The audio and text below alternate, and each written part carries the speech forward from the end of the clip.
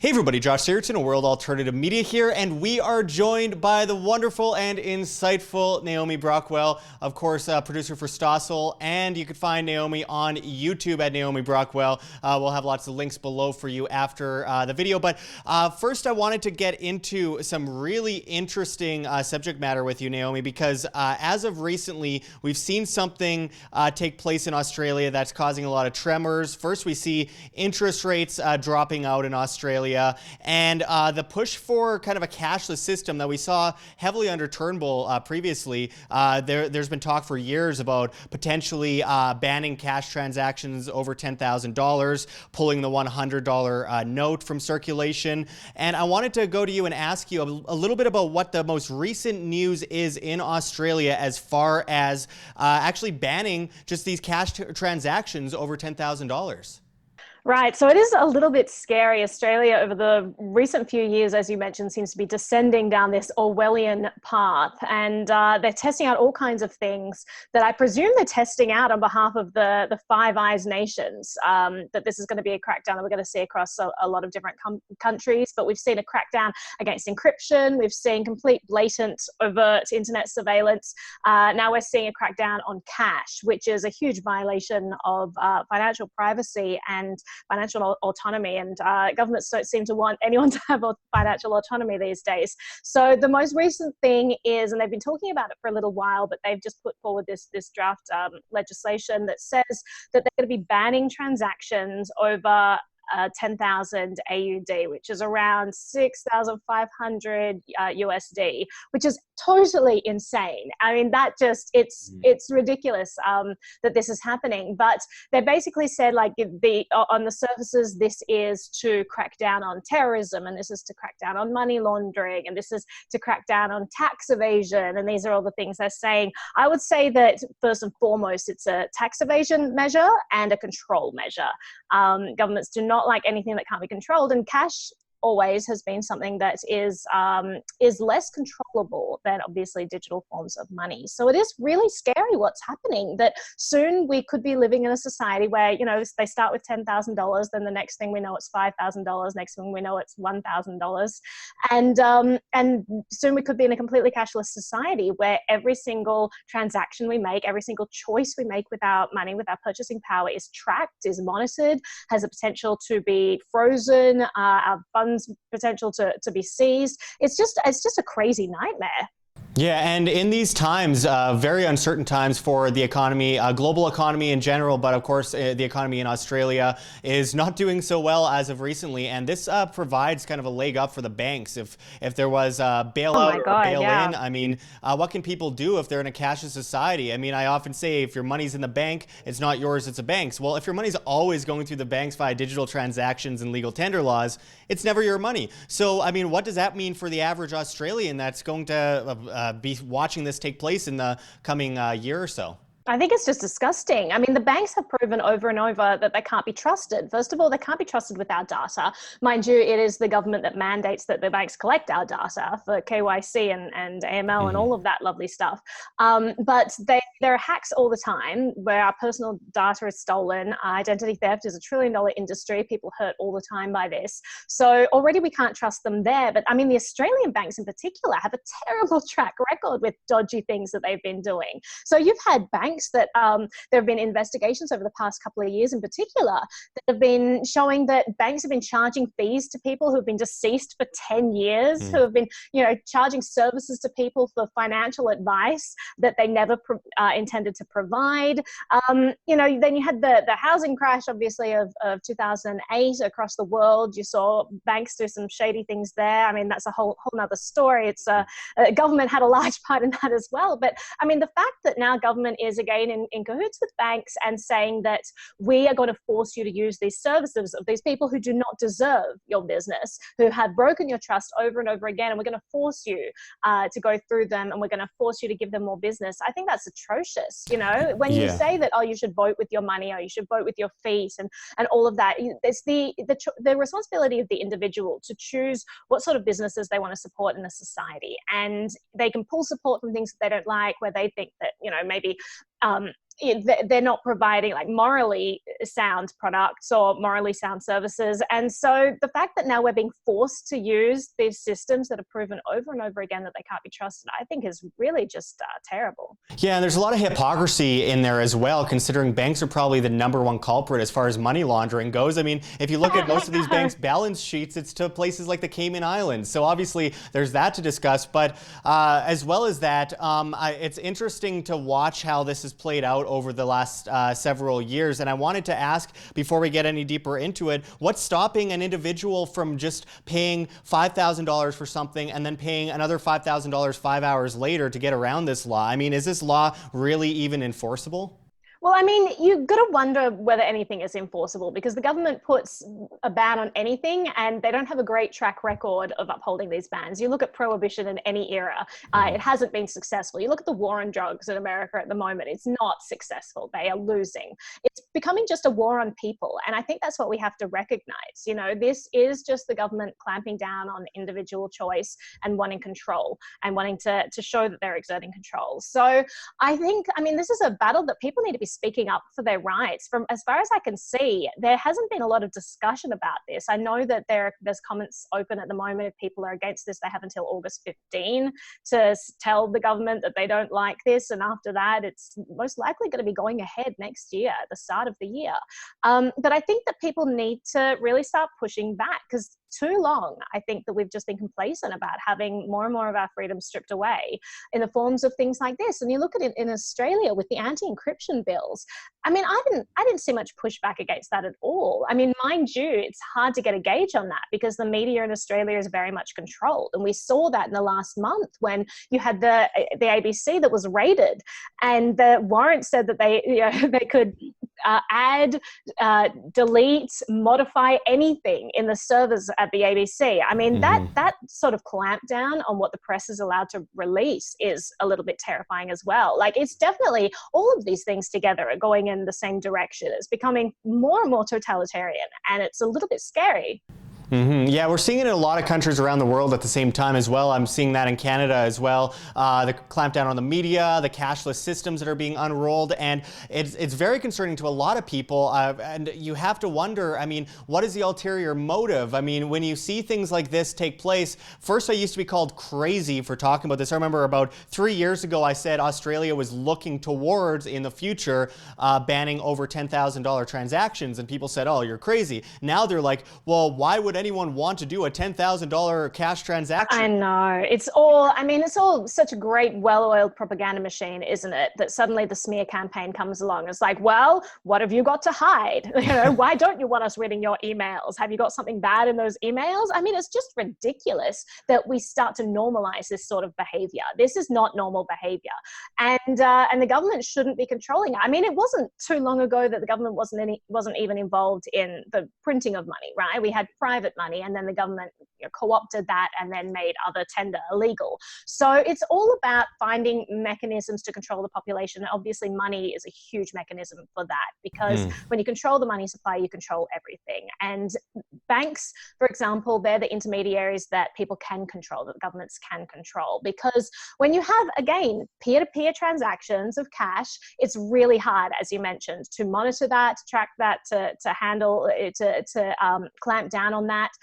When you have any sort of semi-decentralized or completely decentralized system, it's hard to crack down on. That's why when you had the crackdown on online gambling, you had them targeting the intermediaries, you had them going after the banks, the on-ramps and the off-ramps. You had them going after the credit card processors and say, you cannot process these transactions. That's why when they didn't like what WikiLeaks had to say, suddenly all of the payment processors just stopped transactions. They wouldn't give transactions to WikiLeaks anymore. They targeted PayPal and MasterCard and Visa. And that's how they do this. They control the sectors of, like, the financial system. And by forcing people to use the financial system more and more, that's their way of trying to garner more control in this society. And obviously, I mean, we're lucky now because we have cryptocurrency, which is a technological pushback against this trajectory towards this, as I said, this more Orwellian nightmare we're facing. Yeah, well, and hold your thought on cryptocurrency for a moment. We're going to get into that in one moment. But first, I want to talk about the perfect timing of all of this. I mean, considering Australia, like I mentioned, is lowering interest rates dramatically. It's looking like Australia is entering into recession if it wasn't already for several years, just papered over with debt. And at the same time, this isn't the only part of the system that's being unrolled. You look way back in time in China, and they said they were just gathering people's information to stop the bad guys. And then we see social credit unroll and all that kind of stuff. Well, in Australia, they've been trying to push facial recognition passports. Darwin has a smart city grid being put up everywhere. And I hate to get conspiratorial here, but it seems like there's like a concerted effort to kind of bring all this together with money, create dependency, and then create this smart grid like China. Like, is it crazy to think that maybe there might be some kind of ulterior motive to this? I don't think that anyone should ever be called crazy for presuming the worst of this. You have people in power who get drunk on this power, and they like to micromanage and control, and they see themselves as the saviors of this system. But really, it's just, I feel like they're just trying to convince themselves of this. Really, they're just enjoying the power and the control here. So I mean, already you're starting to see like some strange things happen in society. Like, social media, people are calling for government to start taking over social media and punishing people who are writing things that other people don't like. And I mean, all sectors of society, you're always going to see the creep, and you're going to start to see more and more of this government entering our lives. And I think we need to turn to tech, honestly, in order to push back against this. And there are lots of tools now that help us decentralize more of our lives. And I think people just need to start to realize that although it's not convenient, they should start to be more privacy conscious. Do you need to be taking your mobile phone everywhere? Have you got Facebook Messenger enabled on your phone? Have you got certain applications on your phone that could be doing your location tracking, or could be turning on your microphone when you don't realize? Like, I mean, all of this stuff sounds paranoid, but it's very clearly not at this stage. I think the Snowden leaks was the first of this that sort of unveiled what we're facing right now and the level of surveillance that is actually going on right now. It's not a fairy tale that like people like you will talk about and everyone's like, oh, he's crazy. It's like, no, this is actually happening. So I think that people need to face this reality and start to take proactive measures in their life if they don't want to live in an Orwellian state. But the issue is that most people, they're not the people who they feel are being persecuted, right? So they're not that interested in taking a stand until it's them. And we never really know when we're the ones on the block, right? We never really know when we're the ones going to be targeted, and by then it's too late. So yeah. I think as a society, we need to start to shift culture and start to, prioritize financial privacy, prioritize everyday privacy, and get that back into the mainstream rather than this being like fringe groups who are like, I don't like surveillance. Like, no, we all should not like surveillance. It's nothing to do with whether or not you have things to hide.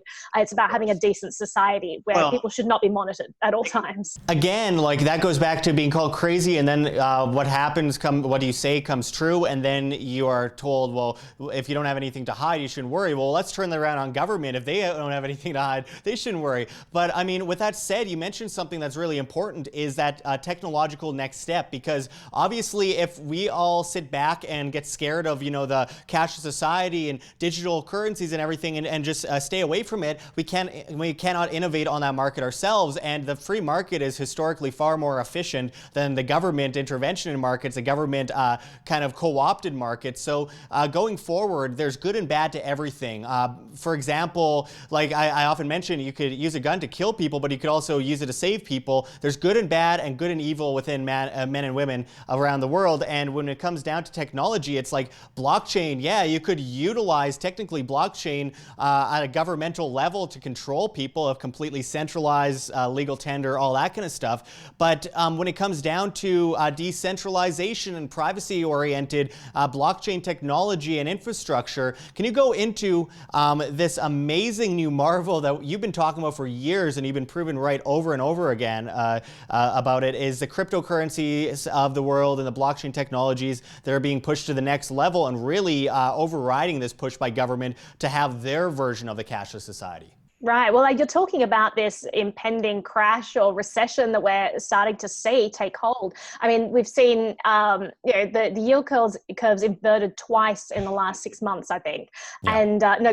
last year. And it's just we're heading in that direction. You have in America, they've just cut rates, and it's not looking good. It's not looking good at all. But this is the first time that we will have had a crash or a recession when we've had cryptocurrency. And I'm really interested to see what's going to happen, because for so long, I mean, the government tells you you have to use the legal tender, you have to use US dollars, you have to use Australian dollars, and you're forced into this system that you may not want to be part of. I mean, I don't know why anyone would want to be part of a system that not only debases the currency, but systemically and it institutionalize debasement of currency as a rule. So we're losing at least 2% of our money a year. Now, suddenly we have a choice of currency. You have a currency that doesn't get debased, that cannot get debased. It's impossible to debase Bitcoin, versus a currency that has institutionalized debasement as part of its model. So suddenly people have a choice. I'm interested to see where they're going to go. You know, like since in the last 100 years, the US dollar in particular has lost 98% of its value. People would be stupid to hold it for another 100 years. But the problem is that in the past, you haven't been able to have competing currencies. And over again, you've had people try to set up private currencies that compete. And whenever they got large enough to be more than just a novelty, the government shut them down. And suddenly you have a system that can't be shut down because it's decentralized. And I think that's a huge threat for government, especially governments that like to debase currencies. So I'm really interested to see what's going to happen, and just really grateful that now we have the technology to start to overcome this stranglehold that governments have had on the money supply for a really long time. Yeah, it's truly revolutionary. I'd actually say it's more evolutionary than revolutionary. And something I have to ask you, because we have about a 50-50 audience here regarding crypto. 50% not so much into crypto, 50% love crypto. And it would be good, because I know I'm going to get the comments, so I think it's important to explain this a little bit. Can you go into like this claim that I get it all the time? Cryptocurrency is a Ponzi scheme. It's a scam, it's a con. It's one of the #1 comments I'll get negatively about cryptocurrency on my channel, and I don't think it makes any economic sense to call it a Ponzi scheme or a scam or a con, but can you go in, what's your reaction? I'm sure you've gotten that before. Oh yeah, nonstop. In fact, I just put out a video with Peter Schiff that deals with this exact thing. I've been friends with Peter for a long time, and he's always fighting against me with Bitcoin, and he has got it wrong in this case. And I mean, Bitcoin, the wonderful thing about it is that it's voluntary. So if you don't like it, you don't have to participate. But the people who do like it, it's a choice that they now have.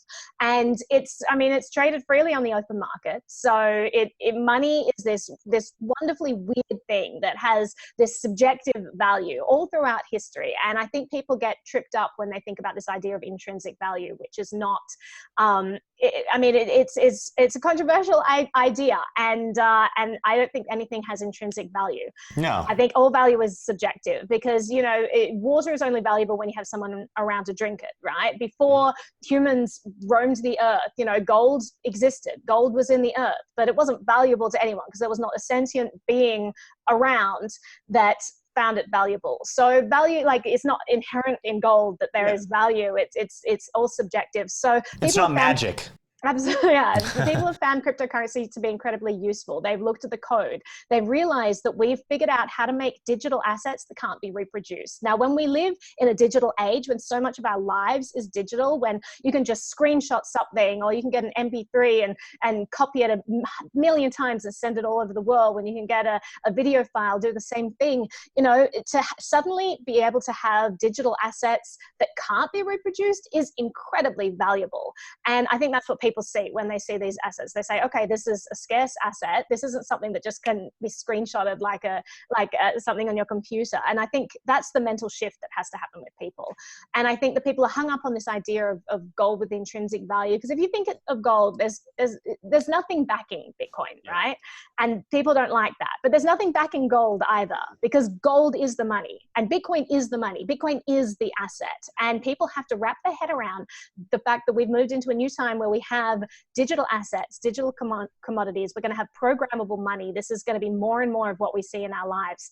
And people need to make that mental shift, because that's the reality of the situation. People find it valuable to hold these unique digital assets, and they're traded on the open market. They're coveted on the open market. And, you know, again, it's a voluntary system. So if people don't like it, the wonderful thing about this is, unlike fiat, you're not forced into using it. So, well, you know, gold, scarcity, application, use, and demand. Bitcoin, scarcity, application, use, and demand. Gold is physical, but that plays into the application use. I mean, all these things have reasons for people putting value on it, but it's of course subjective. I mean, my goodness, the US dollar has value when I'm exchanging it for something in person, and we both agree on a value. The problem with the US dollar isn't necessarily the perceived value. It's the fact that it's printed and enforced on people by legal tender laws and usury on the social contract, crazy stuff like that. But with that said, moving forward, I mean, a lot of people are going to say it's ironic. It's ironic. We're talking about, you know, the Orwellian cashless society to come, and the solution is a cashless system. I mean, the issue with that, Josh, they're two different things, right? Mm-hmm. Because one of them is digital money that is centralized and is controlled, and you're being forced into using these institutions that are routinely controlled by government. People would often say that, you know, they are basically run by government. So you have that sort of a society where you are basically asking for permission to use your money. You're putting your money in that bank, hoping that they'll then give you permission to take it back out again to pay someone, or to give you a form of a check to pay someone, or to let you, you know, use your debit card to pay someone. You're asking for permission for that, and you're trusting them not to seize that money. You're trusting that money's still going to be there tomorrow. I mean, people in Cyprus trusted the government, and then they woke up one day and part of their savings would just disappeared. People in Poland, it happened to them as well. And so the government's forcing us to use these systems that they can control, where they can literally come in and just seize your assets or freeze your assets, or, you know, they're all kinds of things. The difference is with Bitcoin, it can't be seized. You have your own money. You're not trusting a third party to hold that for you. And if you are, maybe you should think twice about that and think about why you might be doing that. Obviously, there are trade-offs there. But if in a decentralized system, it gives the individual more control than ever. And that's a future that I'm looking forward to. I'm looking forward to starting to see the tables turn here, because we're starting to see more and more technology that is decentralized, that empowers the individual more than we've ever seen. Bitcoin, I would say, is the biggest step towards freedom that we've seen in the last 100 years. And it's incredibly exciting to start see people get control of their money. And when we live in a digital age, when we live in the internet age, Bitcoin is money for the internet. It is so much better than gold in that respect. Gold is great. You know, it has its use case. Fiat has its use case as well. Bitcoin is great for internet transactions. And seeing as we're living more of our lives in this global marketplace where money has to cross borders, where it has to cross digitally, you know, gold is not useful for that. It's just not going to be the case that you're going to be able to send bars of gold to China to buy that cute dress you found online, you know, but you can send Bitcoin really easily. Now, if you're talking about a society, like, that's one thing, the issue of control, and decentralized nature of crypto is so important for that. But then you're talking about the issue of being tracked. And I would completely agree. Bitcoin is nowhere near private enough. They're starting to build second layer privacy solutions on it. They're starting to have more and more wallets that are using features like CoinJoin, for example. You know, Cash Shuffle in BCH. You've got some interesting privacy features start to be developed, but we're not there yet. And we need to go further in that direction. But you are seeing more privacy coins come around, things like Zcash and Monero, and Bitcoin Confidential is another one. You know, there are all these coins around.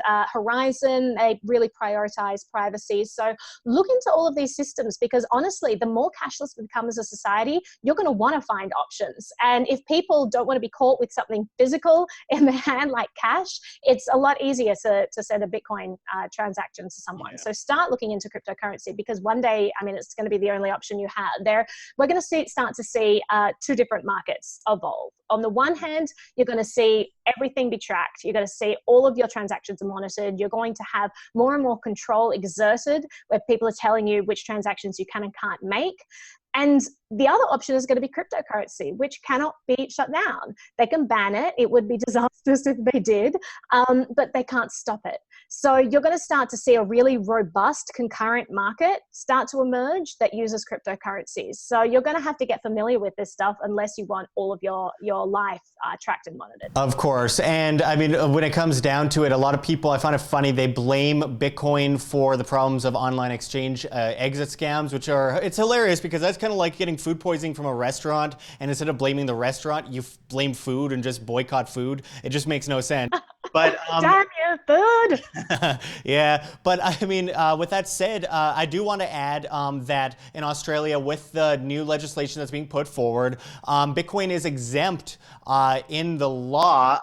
But tentatively, because it's an interesting situation. They did say that it's exempt. Basically, I'll read out what they exactly do say. So the conditions that they're applying to cash don't apply to cryptocurrency at the moment, but these could be changed at any time. So keep that in mind. If they deem crypto as a threat in the future, this can easily be changed once this is passed. So they say digital currency is a new and developing area in the Australian economy. Unlike physical currency, it does not have a firmly established regulatory framework or industry structure. It makes it difficult to apply the cash payment limit in a way that would not largely prevent the use of digital currency in Australia or significantly stifle innovation in the sector. So I appreciate that. It's actually nice to hear the government are on the side of not preventing innovation for once, because you've seen it be completely shut down in America, for example, with the BIT license in New York. Ben Lawsky just killed Bitcoin there. So he said that it goes on to say, at the same time, there is little current evidence that digital currency is presently being used in Australia to facilitate black economy activities. That's totally true. If you look at money laundering, cash is king. And that is the money laundering tool of choice for criminals. And Bitcoin, as we know, is an open ledger system that is easily trackable. And they've literally set up entire government departments tracking things. It's so ridiculous. This claim that it's criminal money makes absolutely no sense and shows the lack of research by so many people in government when they're talking about that, Trump included, where it's like, 99% of transactions to terrorists are in fiat. So maybe I guess we should ban fiat? Well, that's what they're doing. They're banning cash. So we shouldn't speak too soon there. But then it goes on to say this position will remain under ongoing scrutiny to ensure that the exemption for digital currency payments remains appropriate in light of the current use of digital currency in the Australian economy. So obviously, as crypto becomes more threatening to the government, then they're going to start to clamp down, and this bill would allow them to change that at any time really easily. So currently, the exemption, it does seem to be an exemption for cryptocurrency, but that could change at any time. Yeah, well, I think it's overall futile long-term anyway. The government is trying to cling on to relevance. That old guard system's dying pretty fast. Finally, I wanted to ask, are you seeing a lot of impact by cryptocurrency in Australia today? Is it becoming more popular in Australia, like we've seen in many countries throughout Europe, where we're seeing more and more people using crypto? Well, if they go ahead with this cash ban, I think we're going to see a huge spike in use, to be honest, because you've seen cryptocurrency really start to bloom where you have real use cases. So you could have use cases in China where they have huge money controls. You have use cases in Venezuela. There are a lot of people using, for example, Bitcoin Cash, Dash, there for payments because they've limited the amount of money people can access from their own bank accounts. So the equivalent of $5 a day. The exchange rate is crazy in Venezuela. Their currency is being hyperinflated away. So Bitcoin is like a lifeline for people there. In countries like, Argentina as well, they've suffered incredible hyperinflation in the past, and it's raw enough that people know how much it hurts. So you're starting to see different ecosystems develop around the world where people recognize the value of this. What I'm seeing at the moment is more and more influencers and content creators going to crypto because so many people are being deplatformed. And again, this is pressure exerted by payment providers. You had MasterCard and Visa and PayPal pull services for all kinds of platforms out there. And this has led a lot of people to have no other choice than to explore crypto. There's one YouTuber in Shenzhen, Naomi Wu. She has a site called Real Sexy Cyborg, and she earns all of her income from her videos. That's how she pays for groceries. And they deplatformed her from Patreon, Subscribestar didn't work because they pulled all the services there. She started using Bitbacker, which is now been acquired by Float. And she tweeted out that she was now able to, she'd never used crypto before, but she tweeted out that she was now able to afford groceries again because of the donations that were coming through in cryptocurrency through that service. And so I think we're going to see more and more use cases like that. As the government starts to crack down, as payment providers exert more and more pressure and influence over our choices, we're going to start to see people looking for alternatives, and crypto obviously is the best alternative out there. Yeah, the market does certainly provide, and of course we know a few things about the shadow banning and deplatforming over here at World Alternative Media that cut us down 75-80% in average viewership since February. But you know, like I said, the market provides. There's always something new that will replace the old guard system, and I'm very confident in that. As long as we keep you know, the pressure and keep pushing for new innovations on that market, and it's starting to grow real fast. Naomi, you always got a brilliant analysis on all these issues. You're very quotable. We could go back 4 or 5 years and find things you're saying. Everything you've said over the years has come true. So we really appreciate talking with you. As we finish this off, can you tell everyone where they can go and find more of your work and support the work that you do? Yeah, so my YouTube channel is probably the easiest place to go. I use the word YouTube as sort of a blanket term because I'm also on BitChute, Library.io, and Float, and Memo.cash, all of those things. But if you look for Naomi Brockwell TV, and you'll be able to find me on YouTube. And one parting remark I just say to all the skeptics out there: if 50% of your audience are anti-crypto, I don't want them coming away being like, she's so awful. I would say keep an open mind and just explore this. If you have $5 to just kind of test this out and start to use it, get a feel for what this ecosystem can offer and all the tools out there. I would say some of the smartest people in the world are intrigued by this tech right now. You had Bill Gates, who said this is an economic tour de force, a technological tour de force. You had all people who are looking at this and kind of being blown away by what they're seeing. So don't write it off yet. Just keep an open mind, and this may become a lifeline for people in the near future around the world.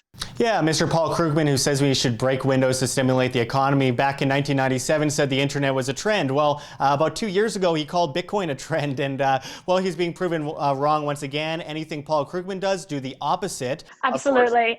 And with that said, even Peter Schiff owns some Bitcoin. So, it's good to test them. And he's net long Bitcoin, can I just say? He has a hedged position, but he's not selling his crypto. He's net long. Hodl. All right. Well, I really appreciate you talking with us, Naomi. It's always good. And this is an evolution that's really taking place on our doorstep. And if we blink, it might be, completely taken over within a few years. I mean, it's an amazing, amazing thing to watch, something totally historic that I don't think we've seen in the history of money. So it's a beautiful time to be alive, and I'm really excited about all this going down the line. So as always, we talk about these scary things, but there's more solutions than there are problems. So again, I appreciate you talking with us, and until next time, check the links below, everyone. We got everything linked below, and this is Josh Sigurdson with Naomi Brockwell signing out from World Alternative Media. Find the truth, so much. Be the change.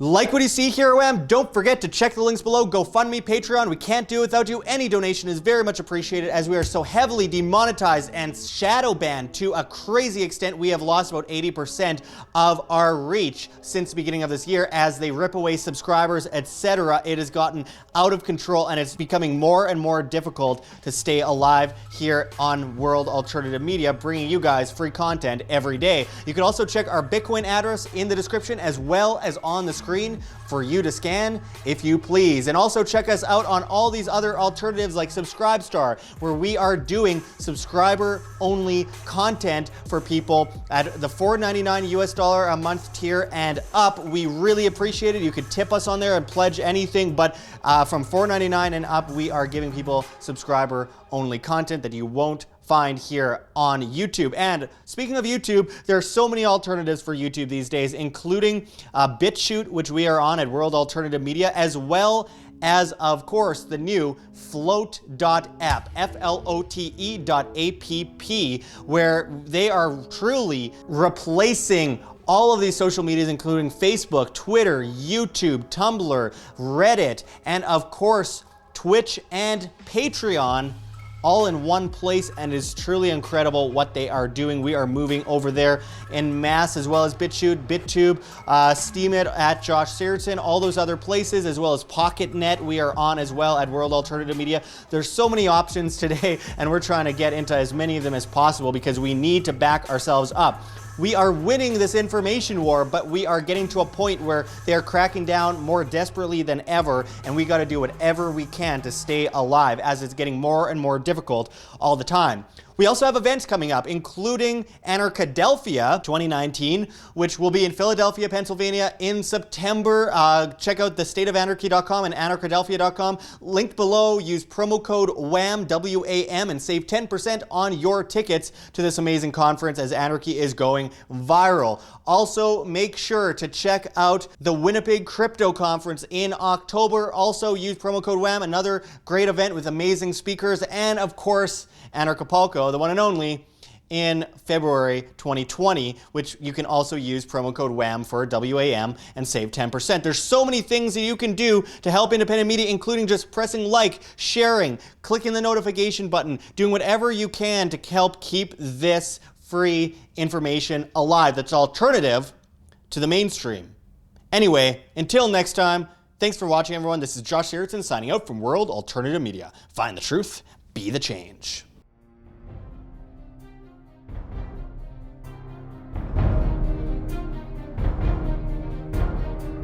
I'm sure you have already changed people's minds in your young age because you're involved, and I like that.